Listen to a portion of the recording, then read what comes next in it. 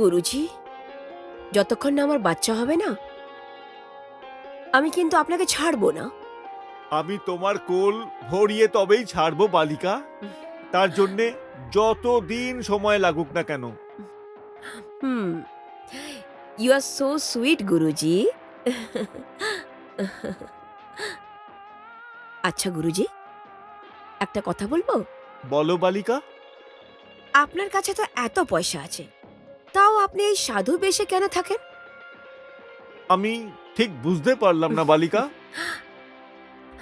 আমি এটা বলতে চাই যে আপনি নিজের চুলটা কেটে ফিল্ম স্টারদের মতো থাকুন না।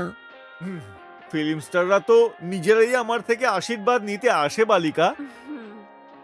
কিন্তু ওরা নিজের জীবনটা তো এনজয় করে, আর আপনি সারা জীবন এই রুমটার ভেতরেই কাটাচ্ছেন। হ্যাঁ, তোমার এই কথাটা তো একদম ঠিক বালিকা। একটু ভেবে দেখুন, আপনি আর আমি দুজন রাস্তায় মোটরসাইকেলে বসে লং ড্রাইভে যাই, তো কত মজা আসবে।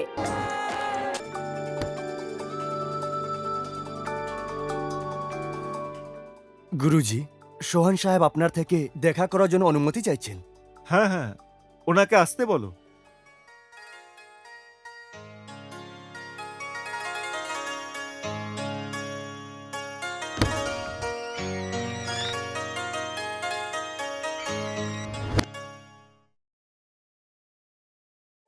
নমস্কার স্বামীজি।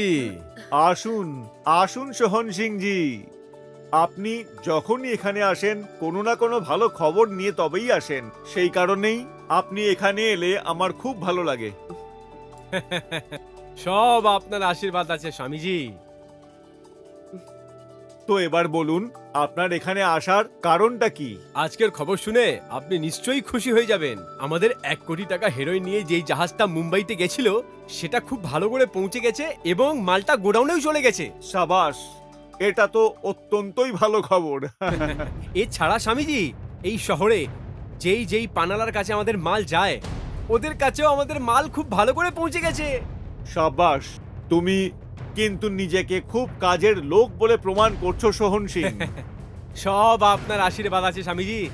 আর আপনার আজ্ঞা অনুযায়ী এই পুরো শহরের নেটওয়ার্ক হয়ে গেছে আমাদের হেরোইনের, আর এখন পর্যন্ত কেউ জানতেও পারেনি এর ব্যাপারে।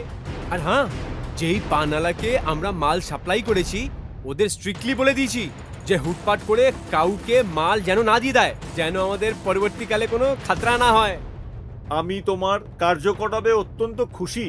আগামীবার বিদেশে আমাদের আশ্রমের যে কোনো শাখা যখন খোলা হবে তখন তার হেড আমি আপনাকেই বানিয়ে দেব। স্বামীজি, যদি আপনার আশীর্বাদ এইভাবেই আমার উপর থাকে তাহলে আমি নিজের কাজ ইমানদারি দিয়ে করতেই থাকবো। এই 1 কোটি টাকা অ্যাডভান্স। সাবাস সাবাস। এটা সামলান, আমি আসছি এবার। নমস্কার। আয়ুষ্মান ভব, আয়ুষ্মান ভব।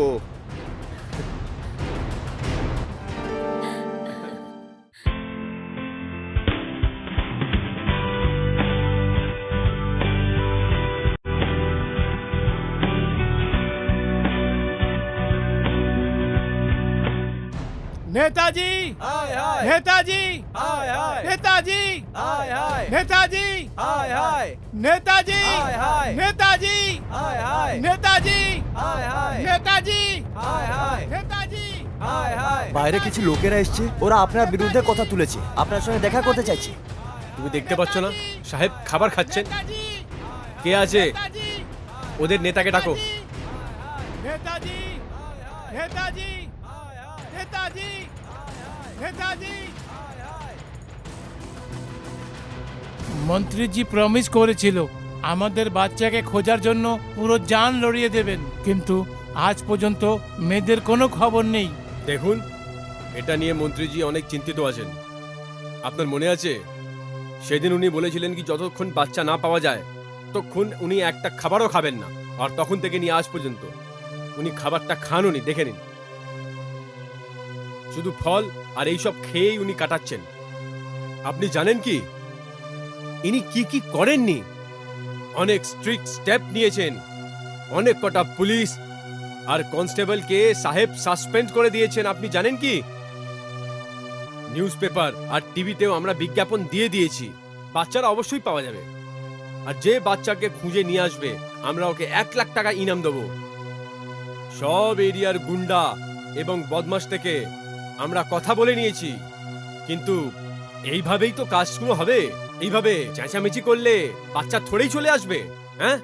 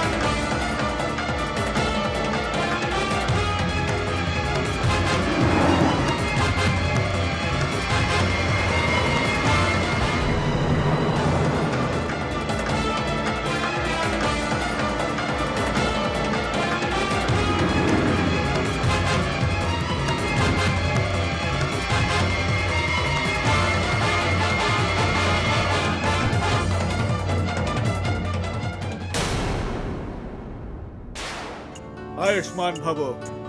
আসুন, এই হোটেলে ওরা আপনার জন্য অপেক্ষা করছে।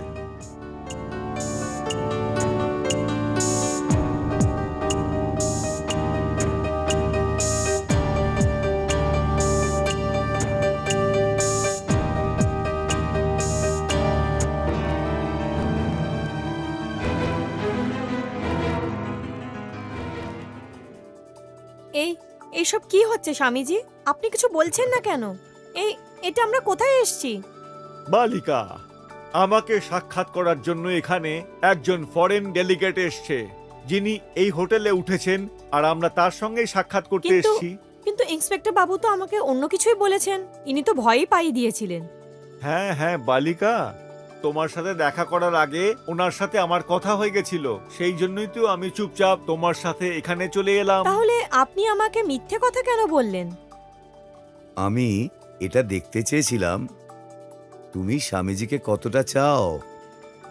ভগবান না করে খারাপ সময় যেন না আসে, তখন স্বামীজিকে সঙ্গ ছেড়ে দিও না।